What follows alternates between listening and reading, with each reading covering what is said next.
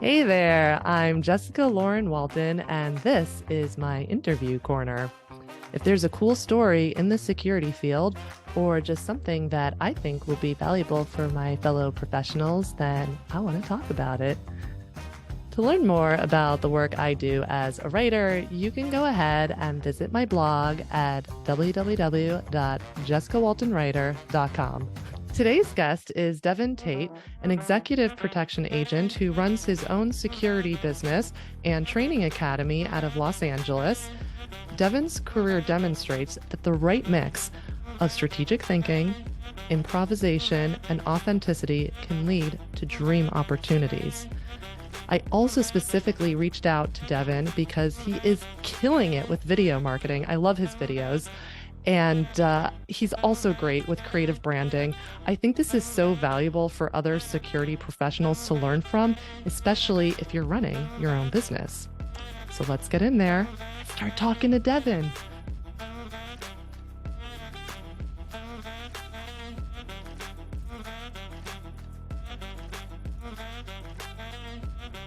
Hey, Devon, how you Hey, good, doing? good morning. I'm doing all right. How you doing? Good. You're on the West Good. Coast. I'm on the East Coast, so it's a little earlier for you, but you look wide awake. So thank you for Yep. getting on this call today. No, thank you so much for having me. This is actually my first official podcast, so I'm happy to be here. Well, as I know from seeing several of your videos, you're great on video. And that's actually a big part of the reason I wanted to reach out to you because I saw one of your videos on LinkedIn. And I thought it was brilliant how you tied your origin story into the origin story of your company. I loved the cinematography. And interestingly, I'm a communication strategist in the defense sector. I'm also a video producer, and I had some people from the private protection industry recently reach out to me. I guess they thought maybe I was a freelancer, and they asked if I would do video for their company. And I said, well, I can't. I'm actually employed. But I thought that was really interesting. Like, this is something that security professionals, especially if they're running a private business, really need. And, technical security skills don't necessarily go hand in hand with creative branding acumen. And you obviously have both. And that was a big reason that I reached out to you for full disclosure. So, so getting started, tell me a bit about your background and what inspired you to work in executive protection. Well, the executive protection industry was something that I really didn't really know about until I was older. Growing up, I did martial arts. I was a peacemaker in my school's program. I was a conflict negotiator or conflict resolution specialist is what they called it in school. So I always liked the idea of being able to help people. I read books like Encyclopedia Brown and the Hardy Boys. So I was going to use my martial arts and the detective skills that they sold alongside it Yeah. to go around and solve the world's problems. When it came to the entrepreneurship side, my father's an entrepreneur, my brother's an entrepreneur. My dad was Uber Eats before Uber Eats. So he would wake up without an alarm clock every morning, and it'll be like 5 a.m. and I'm smelling like delicious meals that he would load up into his car, and we would go through Nice. all corporate offices, beauty shops, and stuff and sell. So uh, I always knew I wanted to solve problems, and I knew that I wanted to be an entrepreneur. As time went on, that dream stayed, and people were like, "Well, you got to go into law enforcement for that, right?" I said, "Really?" Well, yeah, you got to go into law enforcement in order to learn all of that stuff. You can't just go be like, you can't just skip steps. I said, "Okay, well then I'll become a cop," and that was the new career change that I started telling people. Um, fast forward time, I get out of high school. I go to the Reserve Academy at my college. I used to get my hair cut like a cop and get my facial hair like a cop and everything. And I started working clubs after the Reserve Academy. And the lady I worked for said, "Have you ever considered executive protection?" I said, Mm. "Well, I was like being a bodyguard." She was like, "Yeah." I was like, "Well, no, see, I got to be a cop first. I got to be a cop first before I Mm. do any of that." And she was like, Interesting. "No, you don't." She was like, "No, you do not." And I started researching it, and I said, "Wow, so I'll do this while I'm in college, but I'm gonna still be a cop." Fast forward time, I started. It got to the point where I was applying for police departments, but I mean, I was getting so many opportunities in executive protection. I kind of had a little difficulty changing my mind to You now were at a saying, crossroads. Yeah, at the yeah, crossroads. it was a Mhm. big crossroads because everybody knew me. That's how I identified. Devon wants to be a cop. So when I became of age, people were asking, when are you going to start applying? When are you going to start applying? Or have you Mm. gotten in yet? And, a couple of my friends are getting into departments and stuff like that. And I'm just kind of like, I kind of like it where I'm at over here. I'm getting all these opportunities without being in law enforcement. Maybe I should just double down on what I've been doing. And I decided to do so. Disappointed some people, a lot of my mentors and stuff, but here we are. They're proud of me. They support me. And I couldn't be happier for the decision that I made. That's terrific. And look, I think you're lucky that you figured that out sooner than later. Some people go through an entire degree program or entire training program, and then they realize, wait, this isn't really what I wanted to sign up for, you know? So it's great you realize that. I think there's also something to be said for word of mouth when it comes to marketing, because clearly your career in executive protection was starting to take off. Word was going around. And this was, I assume, before you started your whole video marketing campaign. Yeah. Yep. Yep. Yeah. So that was a blessing. So I mean, but before the videos and stuff like that, I was Mhm. doing a lot of like social media posts to put myself out there. Mm. Wrote a few articles on LinkedIn to try to stand out. And a lot of that worked. It got the right people's attention, and those people provided opportunities. And I'm very grateful and humbled that they did so because I wouldn't be where I'm at without them. That's awesome. Yeah, so that's a perfect segue into talking about video. So, as far as branding your business goes, you're killing it with video marketing. So, like I mentioned before, that was the main reason I reached out to you. And I also mentioned that security skills, like technical skills, and branding acumen or creativity don't necessarily go hand in hand, but obviously knowing how to market yourself is really important if you're trying to establish and run a business successfully. So tell me a bit about your video strategy. And when it comes to branding in general, what advice do you have for other executive protection specialists? When it, I think I'll answer them, backwards. When it comes to branding, branding is its own discipline, right? There's people who Mhm. go to school to study marketing and branding. There's whole industries dedicated to doing just that when it comes to, public relations and stuff. So any advice I would give to somebody, I think would be to, um, do your homework and give that aspect of your profession its respect, because like you said, they're not sold together. You don't just start a business and now all of a sudden you're an expert at everything. You have to take some time to learn. So what I did Right. was I went on YouTube, looked up how to develop a brand positioning statement. This is something that Hmm. another person in the industry recommended that I do. So I looked that up and then I started working with people who kind of specialized, right? Because I don't have time, nor do I have the skill to do Mm. all the editing and stuff that you see. So I So you sought out, outsource. So you know when to yeah, outsource also. Okay, that's good advice. Yeah. absolutely. And it's probably doable solo, but it's probably not the best strategy for me to do so if I want to be the Mhm. most effective that I can be. So Right. learn how to budget. Any all executive protection specialists learn how to budget and put money aside for certain projects, and then partner up with somebody that can see your vision and cast you in the best light. And I give all the credit to Hamilton Media Inspire. Me and him worked together to create the videos that are out there now. He understood my vision. He captured it. And in fact, I joked with him. I told him, I said, "Hey, man, I was here when all of these videos were shot. I don't remember them looking this good, and Yeah. me and him have a laugh about that. But yeah, that's what I would recommend. Develop your brand positioning statement, and then do your research. Find Hmm. somebody who can capture your vision the way that you would like it, and just make sure whatever you put out there is wholesome.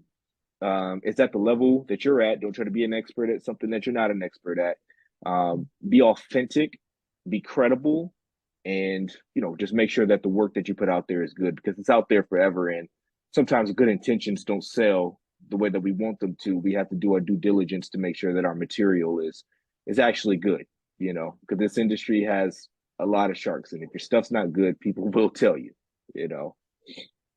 Yeah, that's really valuable to get feedback from people. I always value critical feedback.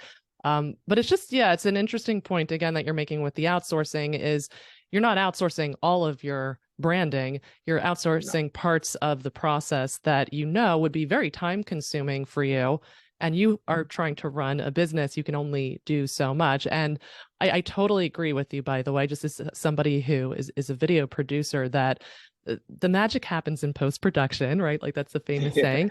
And that is a lot harder to master being a video editor. Like you can pick up a camera, watch a lot of YouTube videos and learn a little bit about lighting and shoot something reasonably well, but to become a skilled video editor, that takes a lot of work and frankly raw talent. I don't think everybody has, that ability naturally. So I think it's really smart that you realized that and you knew exactly what to do yourself and what to outsource, and also the importance of being consistent and authentic and not trying to pump yourself up to be bigger than you are because people pick up on that. So yeah, I think that's terrific advice. So tell me a little bit about how you start your video project. Like when you're like, hey, I want to do this video. I guess you start off with like kind of a general concept. Do you script it? Like, where do you draw your inspiration from? How do you plan out these videos? Uh, for the inspiration part, when I was in high Mhm. school, at some point in time, I thought I was going to have a side career as a stuntman. So me and my friends, we used to go to my dad's backyard and different places around the city, and we would shoot fight choreography. Because we were all martial Nice. artists. And my friend would edit them, and we would look at camera angles and stuff. So a little bit of that creative spark was in me in high school. But when it comes to creating the videos themselves, I kind of look at what am I trying to sell. Kingdom is a licensed training school and a licensed security firm, but the training part of it Mm. is what I really want to hunker down on. So I try to appeal to the audience that I'm speaking to, right? Everybody wants to make some extra money. Everybody likes the idea of being able to do that without any serious ties to a company. So I want my messages to be empowering, and inspiring and make people want to get out there and work security. So all the video concepts, I'll sit down and I'll kind of draft them out and I'll come up with some type of basic script. And when it comes to the visuals, I would then sit down with Chris. His name is Chris. I would sit down with Chris, and then we would talk about how we can go about it. What would be the best area? One of them we did it in Hollywood, and that video meant a lot to me because that's where I started. That's where I started working special events, and all of those different scenes were areas that I had worked before. And I remember it being amazing at like 21 years old. Like I am like, you know, so I wanted somebody else to watch that video and capture that same thing and say, wow, what I mean? I could see myself being there. I could see myself in that position. So, you know, and this is a lengthy answer, but this usually all happens within like 10 to 20 minutes. And then I'll just Yeah. start, I have a little note section in my phone where I'll jot down the video ideas. It'll be film Mhm. day, and we'll knock out like 2 or 3 videos in that one day. And then he'll go back and edit them. And then, or he'll give me some correction or some creative ideas while we're filming it to just really make the message pop. So, um, and like I said, maybe it's lengthy because this is a new process for me, but I love it. But one of the best parts about being a business owner is the marketing and the video and stuff like that. No, I don't think it's lengthy at all. I mean, you put a lot into planning, so when you actually show up for production, it goes smoothly and it goes quickly. And yeah, another good tip right there is that you batch your videos. You don't just shoot one here, shoot one there. You shoot a bunch of them together, and I'm guessing that's also a little more cost efficient. 100%. 100%. If you can work people, if you can work your videographer into like a day rate and keep your videos between 3 to 5 minutes, you'll probably get a much better rate. Okay, cool, cool. And so, do you have any particular strategy when you post the videos, and where do you post the videos? I'm assuming YouTube, LinkedIn, obviously, because that's where I saw your video. So tell me a little bit more about your posting or dissemination strategy. So right now, my strategy is, I wanted to really focus in on Instagram. Really wanted to focus on that, build an audience on that. That's kind of the new thing that everybody's using. Mhm. So most of my videos go there. They're actually filmed to fit within a 1 minute reel on Instagram, and then some of them go past it. But now Instagram has kind of changed up their strategy to where even normal videos, they post them and allow them to be viewed as reels. So you'll still show up in that algorithm. Um, so Instagram was the main focus, and then after Instagram, after it's maximized, I'll switch over to a different platform. And then when I post them on Instagram, it goes to Mm. Facebook automatically. I have it so that it's duly shared. And then I'll share them on the LinkedIn. But LinkedIn, my strategy with that it's a little bit different. I'm not going there to necessarily get clients, but Facebook, Instagram, I'm there to get clients. And then now I've been testing out TikTok with the videos, and that's getting a phenomenal response. So my next, Hmm. next batch of videos, I'm going to look at, really maximizing that TikTok platform. You know. Okay, I'm learning a lot also because, as a blogger, I just started stepping into video in the last few months. My blog's been around for about a year, but as a writer, I was focused on the writing aspect. And now with the video, I'm also just trying to learn like from people like you, how can I break down pieces of my video and put them onto different platforms, especially thinking about where my ideal, audience segments live. So that's cool. So that's really great to know what kind of traction you're getting on each of those platforms. So, yeah, you mentioned that you started off by writing some articles on LinkedIn and then you Mhm. switched to video. So, why video? Why not like audio podcast? Why not continue writing articles? Why did you feel like video was going to be the right format for you? Well, it's something that I just wanted to transition into. I drew a lot of inspiration from some of the other protectors out there, some of the other video creators Mhm. out there who have brands of their own. And I really like the way the message comes across via video. I like the visuals. I always feel inspired. There's a certain amount of videos from other influencers that I keep saved in my phone that whenever I want a batch of, if I want some Yeah. ideas or if I want some inspiration, I'll go back to those. So I kind of wanted to have those same kind of want to have that same impact on my audience. My audience being the greater security industry. A lot of people niche down to the EP. I want to Mhm. inspire the next generation of like security managers for like a Target or a retail store or a hotel. I'm like I said, I'm looking at the greater private security community. So I want to have that same effect. So I thought video would be good for that. When it comes to speaking, I did about like 10 years of preaching from 13 to 23. So the public speaking aspect was Oh, something I never preaching shied at your away at from. your local church, you're saying. Yeah. Yep. Okay, so Yep. you For had youth like events and stuff. speaking, I guess, public speaking or rhetoric training in that way. That's cool. All right. Yes. Yeah. Somewhat formal with other ministers and stuff like that. So putting together a message and delivering it was something that wasn't foreign to me. And then, writing, man, writing takes a lot for me. I enjoy it. It's something that I'm not done doing, but it takes a lot. And, I got to get somebody to edit it because I tend to write how I speak. And sometimes messages don't come across properly. So, I thought video would be a good avenue to go down to get my Yeah. message across. Yeah, no, that's a good point. Because I teach video script writing to some of the interns in my company. And in that case, Nice. I say you have to write the way you would speak, or at least that would sound natural, whether that's like, an off-screen voiceover like a narrator, or you're scripting something for other people to speak, you know, keep it as, short sentences, shorter syllables, because that yeah, that's something I see that trips people up who are learning how to write video scripts. I don't know if you're scripting anything or if you're just kind of going by, memory, but yeah, just to keep things like tight and compact, especially because on video you have so much going on. Yeah. Visually, you might have music, you might have some text, so you have to keep what you're saying to the camera like fairly simple or clean, if that makes sense. Yeah, Absolutely. And finding that that's all balance. still that's all still something that I'm learning. I'm trying to get into the scripting more. I tend to just give myself kind of an idea Mhm. that I want to say in a paragraph.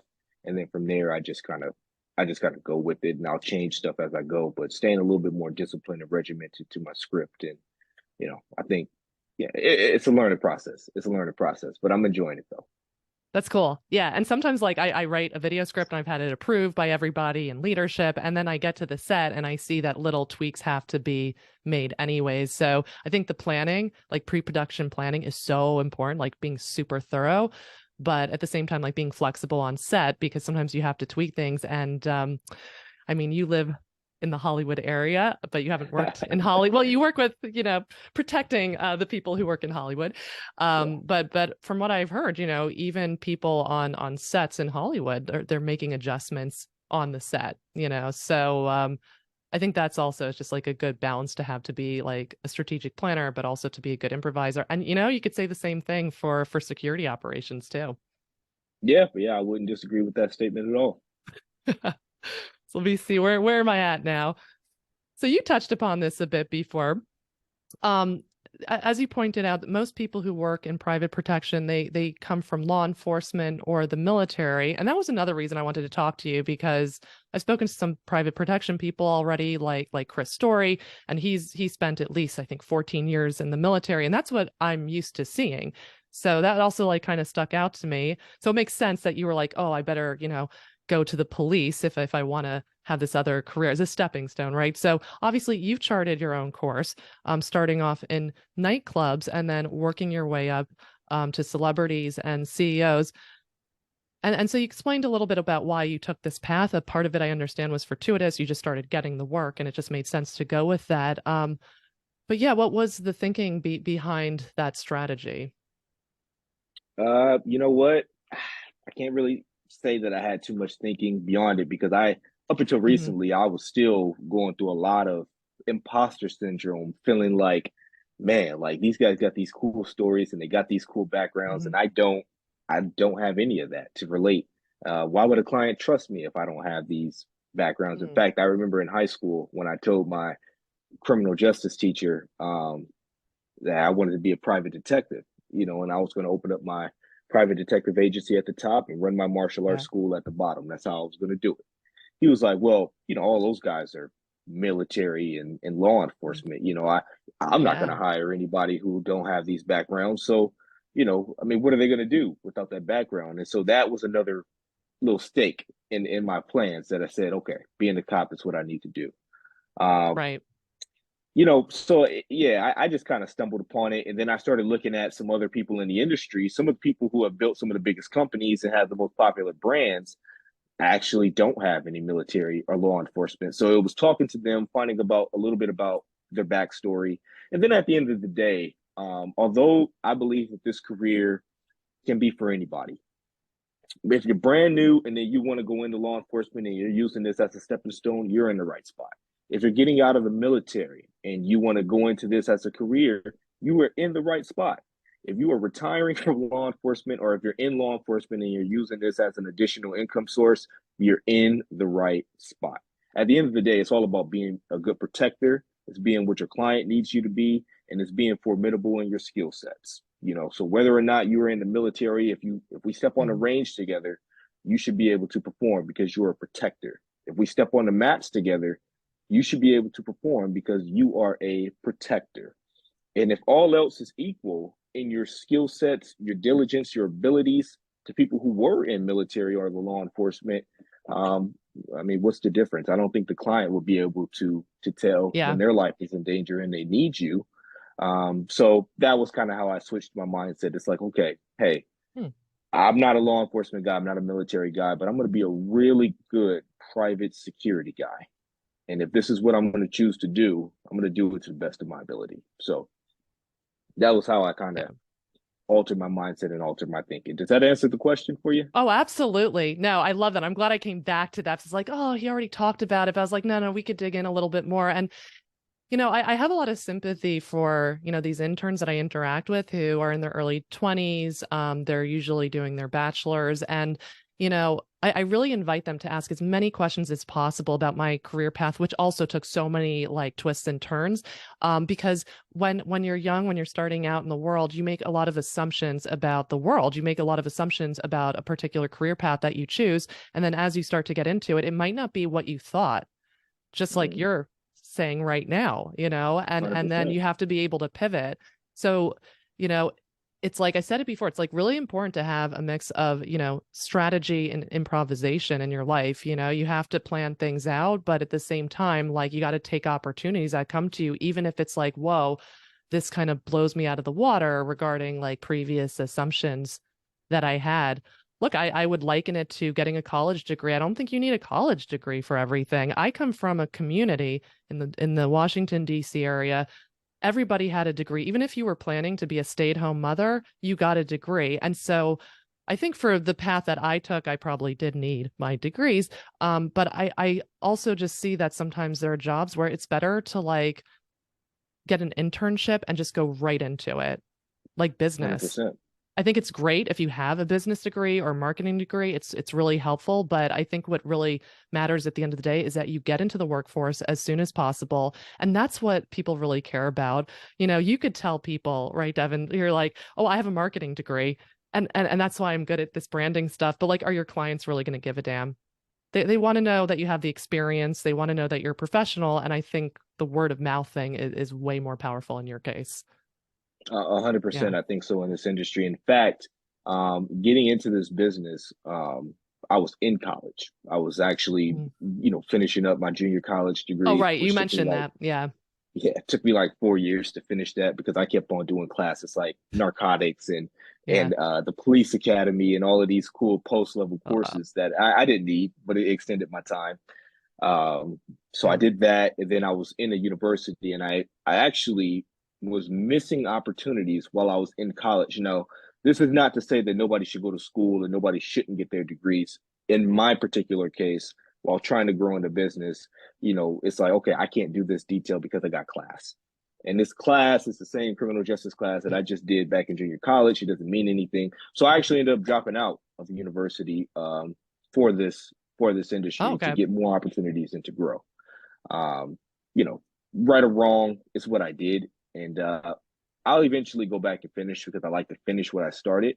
But so Right. far, a university degree it hasn't really made a difference for me in my growth in the industry. So, Yeah. you know, No, it really does depend on the industry. And so like when I talk to interns, they're usually doing their bachelor's and they're like, "Oh, I better do a master's." And I say to them, "Do you really need to do a master's? You have an internship. You know, could you start working?" I said, "You can always do your master's later. You could always go back to school later." You know, as you pointed out, especially for cybersecurity, I'm like, dude, just get in the field. Everything's changing so quickly. I was like, if you're a cyber yeah, student, just go, just work. Um, okay, so in a recent post on LinkedIn, you remarked that overcoming challenges is true strength. Tell me about one of the biggest challenges you have faced in your industry and how did you overcome it?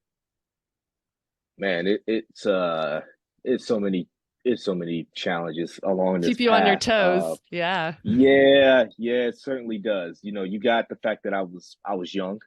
I was young and had a voice. I was making posts and posting pictures and putting my Mhm. goals out there to everybody to see. So some people took kindly to that. They took me under their wing. They provided opportunities. Others did not feel the same.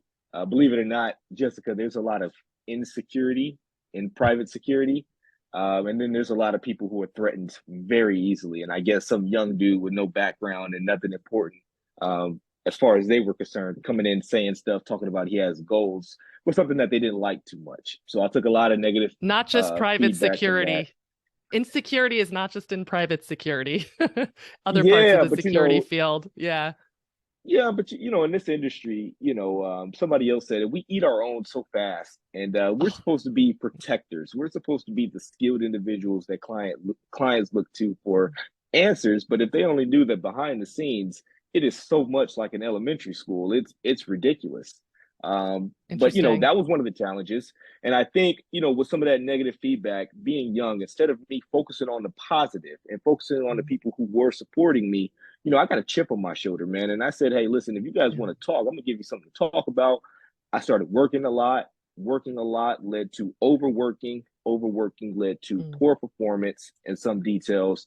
And then that overall just isn't good to have on your name. So that I think that was probably it wasn't so much the negative feedback that I received, it was how I responded to the negative feedback that created some challenges for me. And then when I was first entering in, I was still in the phase of being like a hands-on big brother with my mother.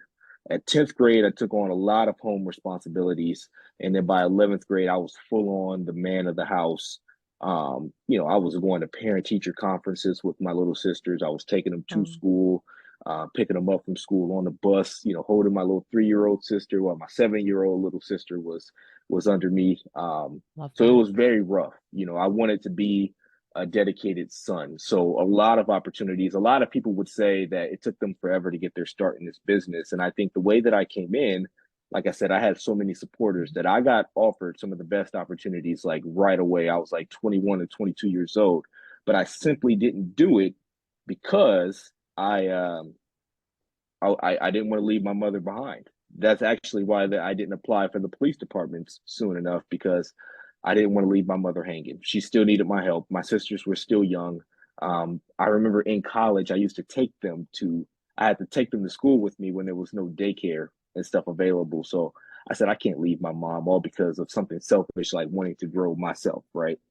But I remember there was just one opportunity that I was called for, and it was something that I really wanted to take it. And had I taken it, it would have changed my career path as I know it today. And I couldn't do it. And the individual sounded disappointed, but they also sounded understanding. And I remember pulling over the side of the road and, giving myself a good man cry, had to shed a few tears. And then that's when I had to have a come to Jesus moment with my mom to say, hey, listen, something's got to give. And she was 100% understanding. And me and her worked together to make sure that I could take on more opportunities and I wouldn't have to pass them up again. Took them longer to come because I kept saying no to everybody. And, although people understand, they will move on, especially in this business. But hey, things have come full circle. I work with some of those same individuals that I had to pass up before. We have a great relationship, and we keep on pushing forward. But to answer your question, there was a lot of challenges that I had to overcome, and that was just some of the ways that I did it.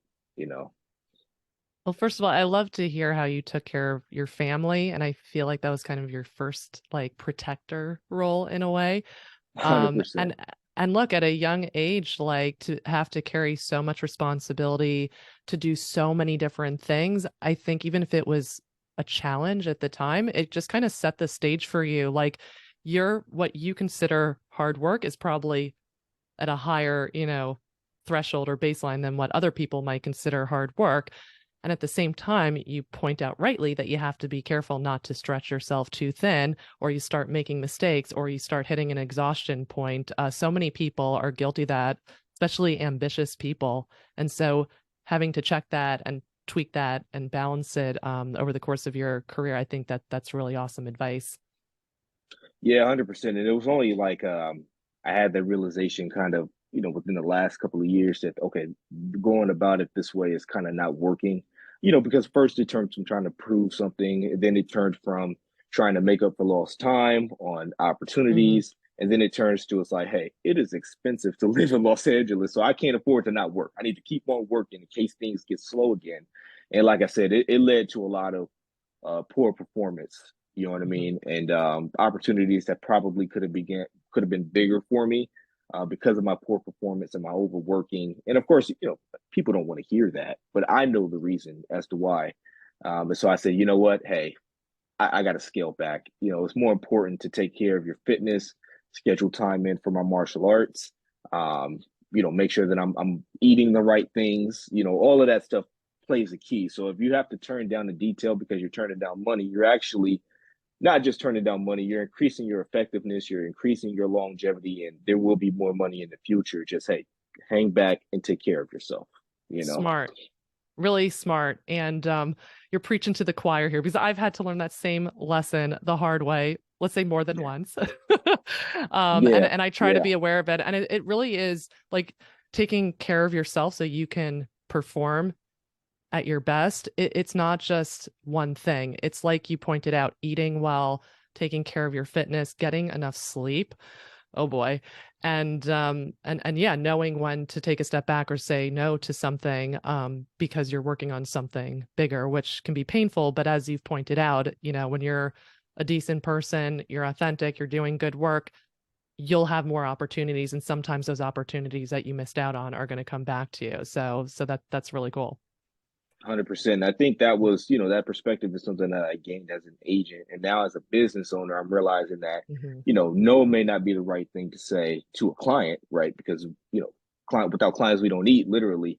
But, being more effective with your time and time management becomes the strategy, and then learning how to delegate tasks, realizing that you can't do, and sometimes we're far from a budget to have like an executive staff, but I have a wife, I'm married, and I have a business partner that we work together with, and we've created ways so that way we're all incentivized to help, pour into Project Kingdom over here, and that has made all the difference in my effectiveness. And I can't thank these two individuals enough for seeing my dream and being willing to help, although it's not, you know, I'm just thankful that they're able to help me out. Yeah, So that was gratitude a new also. lesson. 100%.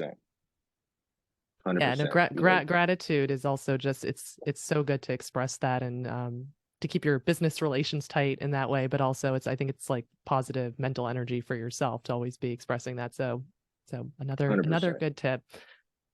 All right, so we got two more questions.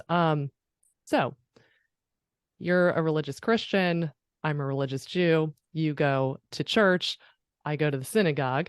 And so you've also been involved in educating religious establishments on self-protection. So this is something that I'm personally interested in as an Orthodox Jew whose family regularly goes to synagogue. And because of some unfortunate, situations in the U.S., we work closely with the law enforcement community to provide on-site physical protection for our community, the synagogue. So let's say you're a religious establishment that is starting from zero. You have no protection, but you want that. You feel that that is important, right? Maybe there's something going on in the news and you realize this is actually something you need to do for your congregation. So if you're starting from zero and looking to build out a protection plan for your religious establishment or place of worship, what are your tips for that getting started? So my tips would be to first, hire a credible and capable private security team. Somebody that's kind of a resource that's outsourced that kind of specializes in private security. Vet them out, right? Because you don't want to just hire a warm body. You want somebody who's going to be capable of response, be a good deterrent. Yeah. So I think that's the first step. A lot of organizations want to do that from within and say, hey, who's a member of our church who wants to work in security, and then they'll create a little security team, which I think is the right thing to do within reason. But you also have to understand that there's some laws and legalities that go along with that, right? Like California, if you're going to have a private security anything, you need to be licensed with the Bureau of Security and Investigative Services. If anybody's going to be carrying a gun in the capacity of private security in a house of worship, then they need to have the proper permits. And then when it comes around to all of that, who's going to carry the liability? Who's carrying the liability? So that's something that I really want churches to think about, because a lot of times it's like, hey, listen, we got three people who are either in law enforcement or former law enforcement in the congregation. We're safe. And I would say that that's not a bad strategy to have, because you got somebody who is diligent. They know what crime looks like. They've been trained to respond to crime. So that's a great measure. But if you want to take the next step, I would say hire an external resource, unless the church wants to obtain all of those licenses with this bureau and stuff like that. Hire an external resource, to have a relationship with your local police department. Invite them out to the congregation and have them do a walkthrough and offer their perspective from a law enforcement standpoint. Hire some specialists to come in and speak to your membership about awareness, about what to look out for. Maybe some self-defense training. Having a prepared body within the walls of your synagogue or your church is going to be important, right? Because we're all security at the end of the day, and our ability to be able to assess and alert people to danger is going to be vital, whether you have a security guard, law enforcement, or anything, because we can't all be in one place at the same time. You know what I mean? So, taking it back to the beginning, hire external security who has the licenses, who has the permits and the ability to respond to an active threat. And then you move it in-house, and then maybe you have some people who are a part of a safety team, to where, they're trained in some first aid and CPR, and they're trained to, be diligent in their reporting. Usually they have ushers who also kind of, teeter back and forward in those roles. And then train your staff to be diligent. Train them on what to look out for. Train them that if something happens, here's how the congregation is going to respond. And here at Kingdom, we offer all of those services, and we've been able to help out some houses of worship do just that. So, little shameless plug there. But that's how I would say that's a good approach right there at its core. And then there are some other. I don't have a mega church background. I'm used to memberships that go up to like 100. Relatively small. What's a mega church? I've never heard of that term. Yeah, mega churches. And maybe that's not the proper term. I don't know if that's derogatory. I certainly don't mean it to be derogatory, but they're usually like 1,000+ members. They're really big. They have schools attached to them, bookstores and other programs attached to them. And we have a lot of them out here in California. So, the method that I'm saying may be a little bit different from that, but I'm talking to more so the smaller congregations who probably don't have as big of a budget. Maybe they have smaller buildings and they're just a little bit more in-house with their resources. That's how I would recommend that they go about it. Hire security, develop a relationship with your local law enforcement, and then have some specialists come in and train your members on what to look out for and how we can all work together to enhance the safety of the congregation. And that's it at its most simplistic form of advice. Yeah, that's a real 360 view, and also acknowledging that different houses of worship are going to have different budgets. So some people might, say, hey, we do have to be a little more self-sufficient just because we don't have the budget, for hiring, a professional security apparatus. But as you pointed out, it's so important to be aware of the financial and legal implications of doing it yourself. But then finding the middle ground as well, not just, going to the other extreme where you hire somebody and you say, okay, great, thank you. You want the congregation to be educated. You want to be providing layers of security. So I think that, the way you packaged that in a nutshell, is really solid advice for getting started. Thank you. Thank you. Absolutely. So my last question is, I don't know if this is your company motto or your personal motto. Maybe it's both. It's walk worthy, stand ready. And I love that. So where did this motto come from? And just closing up shop, how do you see your career expanding into the future? So the walk worthy, stand ready. I actually started my first business I ever started was a walk worthy martial arts. And I got it from the book of Ephesians, the first part, Ephesians chapter 4, I believe, where it says, I beseech you, a prisoner of the Lord, that you walk worthy of the calling in which you were called. That stuck with me, you know what I mean? Because I felt like my calling in life was pretty good. I feel like God was calling me to do something that was significant, that was going to serve his people. So I was always proud of that. I always took that with me. And then if you go later in the book of Ephesians, I believe to chapter 6, where he talks about putting on the whole armor of God so that you may stand against the wiles of the devil. Those are two verses that I took with me throughout, at least my high school life. And so when it came to, putting the model together, it's like, hey, man, I want people to be able to walk worthy, knowing that they have their martial arts training, knowing that they're more confident, that they're more capable. And then I want them to be able to stand ready, because feeling confident and capable is only as good as if you can keep that together when you're actually challenged. So that's how I came up with it for the martial arts school. But as I started to develop more of the personal protection and self-defense side on the security, I felt like it still applied. I want all my guards to walk worthy and stand ready to do their job. I want them to be proud of their job, and I want them to be ready to do their job. And I think that's just a model that I want to take with me throughout my life, Yeah, and maybe I love my that. first tattoo. I don't have any tattoos yet. Now I consider making that my first one.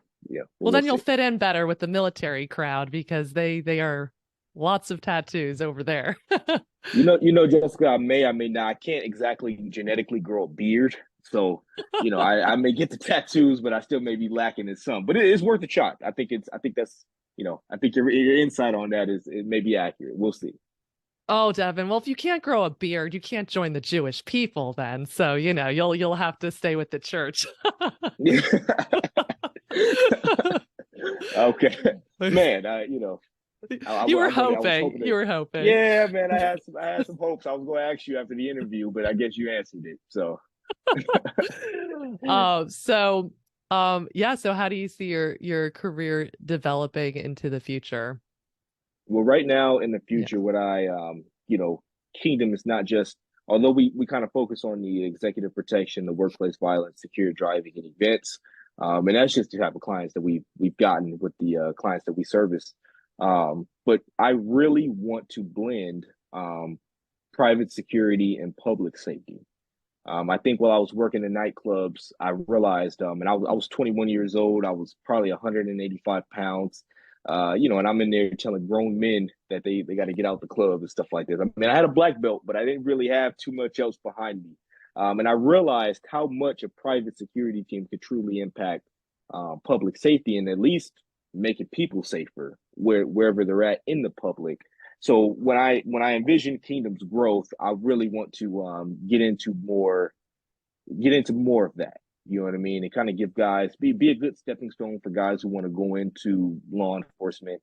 Um, and then there's another project that I've been working on behind the scenes that I haven't really put out there yet. It's not exactly life changing, but I haven't put out there yet because I think sometimes talking about your goals too early could be a detriment.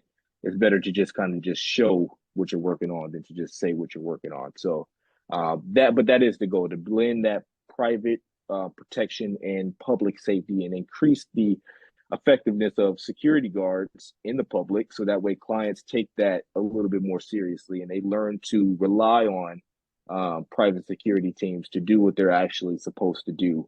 Um, and then, of course, help with the compensation thing.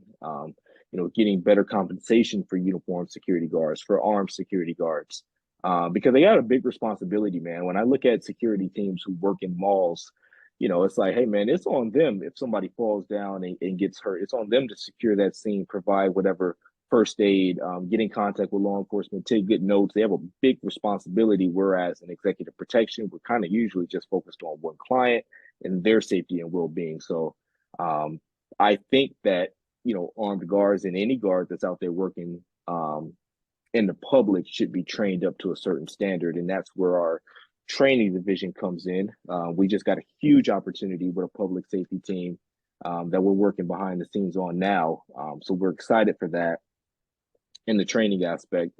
So yeah, that's kind of how I see us growing, and of course, eventually adding our investigations to it, and we're still in our infant stages, and we've just been doing the work, especially for this last year and a half. We've just been in the field doing the work, and then I'm trying to make sure that I don't just get caught up in doing the work, that I still maintain a good vision for the company. And at its lowest and its east simplistic terms is blending private protection and public safety. You mentioned earlier when we were speaking that there's a lot of competition in your environment. But I love how you're turning that on its head and refusing to sink to that level. And instead, you're saying, I want to collaborate. And you see that also as a part of the key to your success, that instead of just being your own unit, your own company, you're branching out, you're showing that you want to collaborate with other companies, that you want to share skills. And I think that's a positive, very positive message, about moving forward as a professional in your industry. So thank you. No, 100%. I think it's, finding a healthy dose of growing your company, but then also growing the industry needs to be at the forefront of every owner's mind. We could get caught up easily with our bottom line, you know what I mean, and how we'd like to do, but how we conduct ourselves reflects on the whole industry. And if we want the whole industry to be cast in a better light, then I think collaboration is the way to go about it. I'm not saying that you have to share clients or anything, but we can certainly operate at a standard to where um, the industry is just respectable and we have good morals and we have good ethics about how we operate and interact with one another. And I think with the right partnerships and collaborations, you could probably get more done rather than just trying to tackle everything yourself. Get a big contract, say it's a big city contract, and it's like, hey, listen, man, you don't have this many personnel, but if you have some good partners, some good strategic partners in place that you can trust, you guys can go in on it together. You all make money, your people make money. And then now you have that shared responsibility frees up your time to kind of go after other things and still grow your company effectively. Maybe it's you know, maybe it's a little too optimistic on my point, but I think it's possible, and I've seen it happen. Kingdom has strategic partners that I work with, and we get along just fine, and nobody is stepping on each other's toes. So I think it's possible. I think we'll get there. You know. Excellent. Well, Devon, thank you so much for your time today, for sharing your inspiring stories, your excellent career tips, and just for being a role model for the next generation of security professionals. I know a lot of people will appreciate this interview. And by the way, not just security professionals, I think also communications professionals will like to hear what you have to say. So thank you again. Enjoy your sunny day in Los Angeles, and we'll be in Thank you. touch.